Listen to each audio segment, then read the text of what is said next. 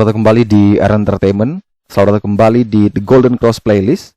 Seperti biasa, hari ini kita akan melanjutkan review saham part yang ke-331. Namun sebelumnya, bagi teman-teman yang mungkin belum subscribe channel YouTube ini, sekali lagi jangan lupa tekan tombol subscribe, nyalakan lonceng notifikasinya agar teman-teman tidak pernah ketinggalan informasi-informasi terbaru dari channel ini. Di part yang ke-331 kali ini kita akan kembali mereview ada 6 saham, di mana saya akan memilih ada 4 saham di sektor poultry, ya, sektor ayam-ayam, sektor unggas, dan ada saham agro dan BRIS. Jadi ke-6 saham ini bukan hasil dari request teman-teman, tapi saya pilih random karena saya tidak melihat adanya request di hari kemarin. Kecuali ada beberapa yang request yang saham-saham baru tapi posisi sedang naik-naik tingginya. Jadi saya tidak akan membahas saham-saham tersebut ya, karena kalau sedang naik tinggi-tingginya artinya resiko untuk jatuhnya cukup dalam, apalagi itu saham-saham yang sangat volatile, sehingga itu tidak bisa saya bantu untuk mereview ya, karena takutnya teman-teman masuk dan akhirnya nyangkut lagi. Kita bahas ke emiten-emiten lain yang mungkin lebih bagus secara perusahaannya dan juga mungkin secara teknikalnya juga akan bagus nantinya. Kita akan coba melihat dari saham Jepfa, di mana emiten ini tutup stagnan ya, setelah di jam 9 pagi opening dia di 16.70 langsung dibanting ke 16.30, dan beruntungnya setelah itu dia bisa kembali rebound sempat ke 16.75 dan akhirnya bisa closing di 16.70, dan closingnya itu akhirnya membentuk doji candle ya. Nah, ini doji candlenya sedang berada di titik-titik rawan, di mana titik-titik resisten ya di 17.20. Jadi kurang lebih 50 poin lagi Jepfa akan berusaha untuk melewati area PBH di 17.20. Kalau ternyata mampu melewati 17.20, maka Jepfa confirm uptrend dengan target selanjutnya ke 19.80. Kalau tidak mampu menembus 17.20, maka Jepfa berpeluang kembali koreksi ke area PBL di 15.45. Bagi teman-teman yang ingin membeli saham ini, maka lebih direkomendasikan menunggu konfirmasi dia breakout dulu di area resisten di 17.20. Baru teman-teman bisa pertimbangkan beli, atau kalau ternyata 17.20 tidak mampu ditembus, maka silakan bisa tunggu lagi di sekitaran area support terkuat di sekitaran area 15.45 sampai dengan 15.70, baru teman-teman bisa beli kembali. Kalau kita perhatikan dari broker summary, jelas broker summary-nya masih terlihat menarik dalam perdagangan hari dari hari Senin kemarin, dan masih memungkinkan Jepfa bisa terus melaju ya, semoga bisa rebound, bisa breakout dari resistennya. Tapi mungkin ada yang bertanya, Kak, kalau misalkan saya ambil TP-nya di PBH 17.20 di area saat kita mau beli breakout tadi, boleh nggak? Jawaban saya bebas ya, mau beli di harga berapapun bebas, karena memang 16.70 ke 17.20 itu jaraknya sudah lumayan untuk kita taking profit ya. Jadi kalau misalkan mau ambil katakan di 16.70, ya silakan diatur sendiri area cut loss-nya ya, bisa diatur bebas. Tapi kalau teman-teman mau menunggu konfirmasi walaupun telat sedikit, ya memang lebih baik kita menunggu dia melewati 17.20. Tapi kalau ada yang masih nafsu, tidak sabar, ya silakan bebas ambil di level berapapun. Yang jelas saya cuma bisa informasikan resisten di 17.20 dan support terkuatnya di harga 1.545. Kita lanjut ke emiten berikutnya adalah saham Widodo Makmur Unggas dengan kode emiten WMUU, ditutup minus 1,28% di harga 155. Dalam perdagangan kemarin, WMUU bergerak dengan range dari terendahnya di 154, kemudian sempat ke 158. Dengan sekitar 2,2 miliar transaksi yang terjadi di perdagangan hari Senin kemarin.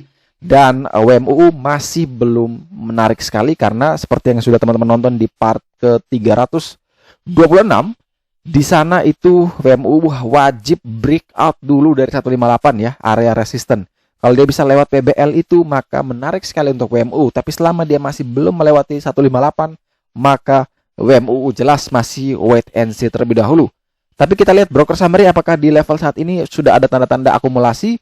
Dari yang saya lihat susunan seperti ini jelas ada akumulasi, yang mana memungkinkan kalau memang bisa melewati 158, maka potensi kenaikan juga bisa cukup kencang, dengan target ke 168 sampai dengan 200. Jadi kalau teman-teman yang mau beli emiten ini, jelas lebih direkomendasikan lebih baik breakout dulu, memastikan konfirmasi melewati 158, baru bisa dipertimbangkan untuk entry dengan batasan cut loss bisa di 154, 155 ya. Itu kalau misalkan bisa melewati 158, baru pasang cut loss.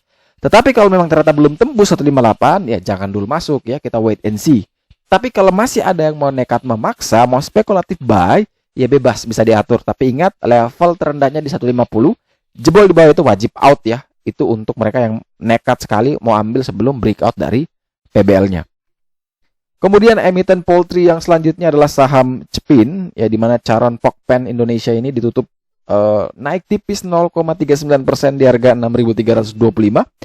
Kita tahu bahwa Charon Pokpen dari opening dia langsung dibanting sampai ke 6.200 dan bagusnya menjelang penutupan dia ditarik sampai bisa naik di 6.325. Sepertinya broker summary-nya bagus. Coba kita perhatikan dari susunan broker summary seperti ini memang menurut saya pribadi masih belum bagus ya. Kenaikan ini didominasi oleh satu broker yang biasanya kita kenal sebagai broker retail. Tapi entahlah ini apakah benar retail atau tidak. Tapi dari posisi seperti ini memang cukup nanggung ya. Berada dalam resiko high menurut data dari The Golden Cross. Dan jarak 6325 menuju 6475 yang mana itu adalah resisten. Itu juga sudah cukup dekat. Dan menyisahkan jarak dari harga saat ini ke PBL atau support paling kuat itu cukup lebar ya. 6125.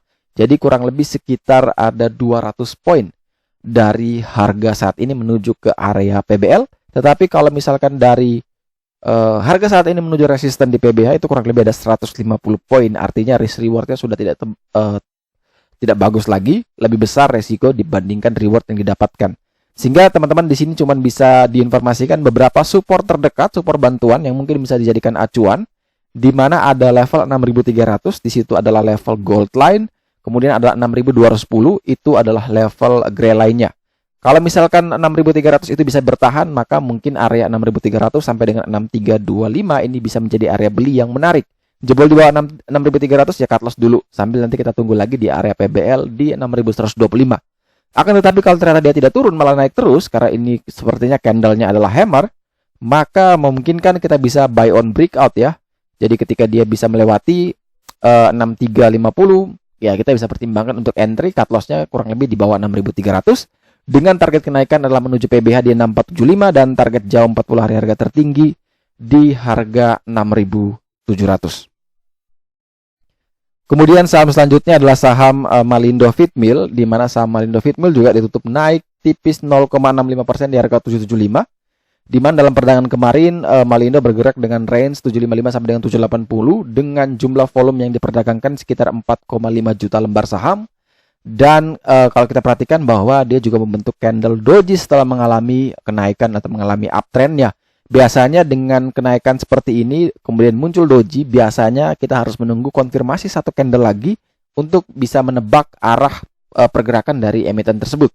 Kalau misalkan besok dia bisa closing lagi positif, minimal naik 1-2 tick lagi dari harga saat ini, maka bisa kita simpulkan bahwa uptrendnya masih terus terjaga dan masih punya potensi melanjutkan kenaikan dengan next target adalah menuju ke 40 hari harga tertinggi di 835. Akan tetapi kalau besok ada candle merah lagi, maka itu sangat rawan dan berpotensi untuk jebol area PBH di 745 dan berpeluang menuju ke harga PBL yaitu di 690.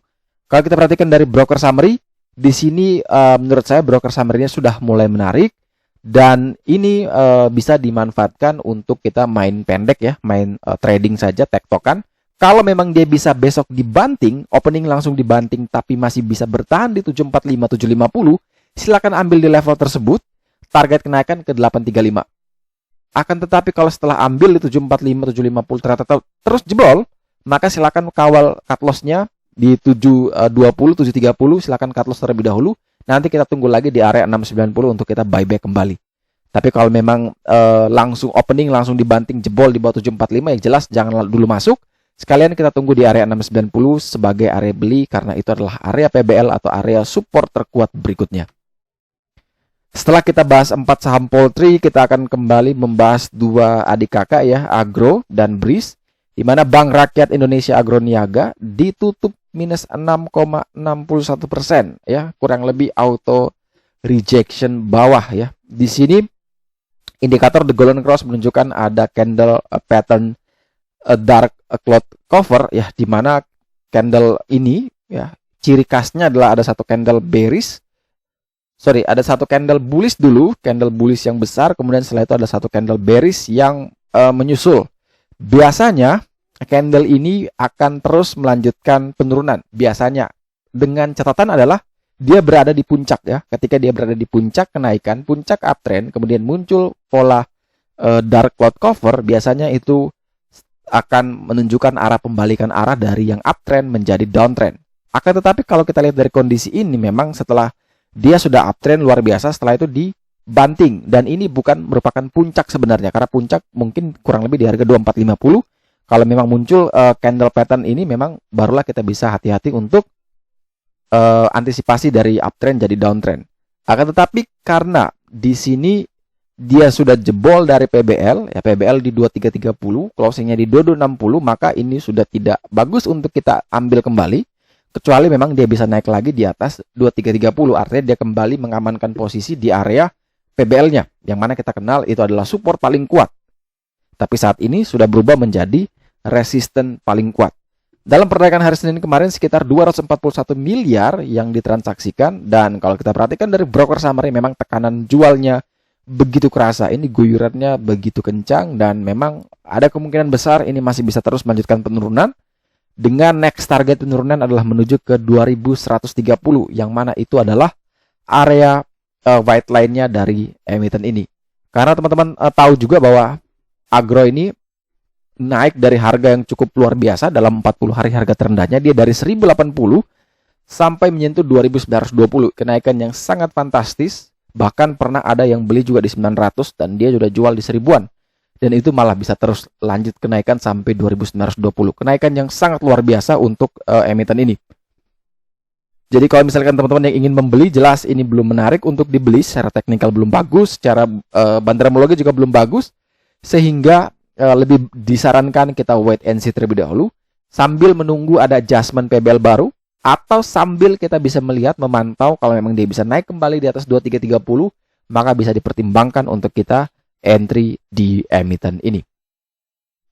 Dan saham terakhir yang akan kita review di part yang ke-231 hari ini adalah saham Bank Syariah Indonesia dengan kode emiten BRIS, di mana emiten ini ditutup minus 5,07% di harga 2250.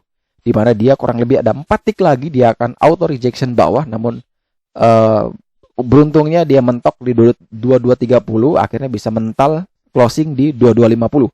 Kalau kita perhatikan memang jelas di sini sangat tidak bagus. Kenapa? Karena memang dia sedang berjuang untuk menembus PBL di 2470, namun sayang sekali langsung dibanting satu candle bearish yang cukup besar, yang mana 2 hari kenaikan BRIS ini langsung ditutup dengan sehari penurunan ya.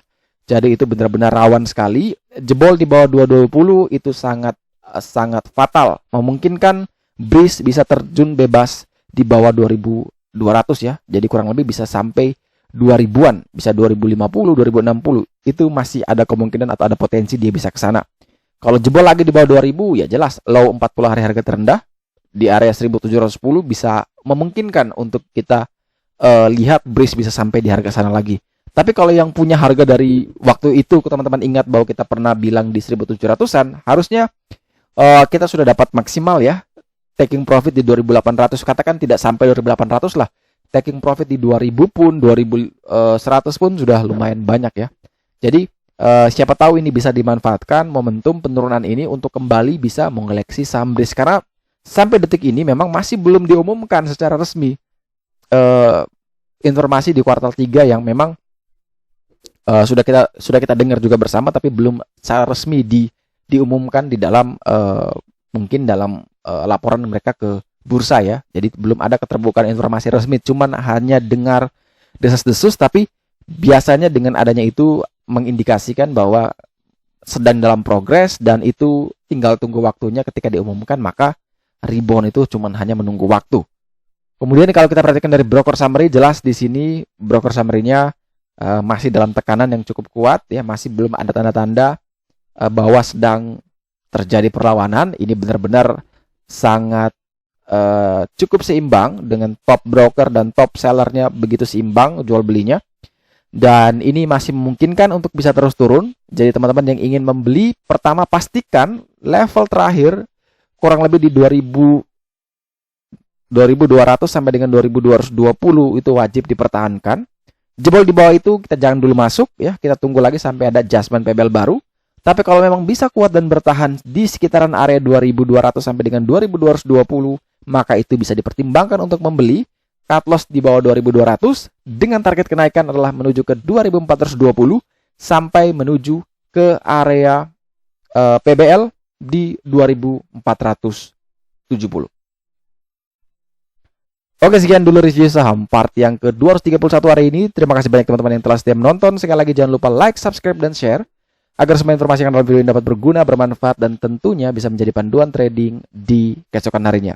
Sekali lagi terima kasih banyak, sampai jumpa dan semoga membantu.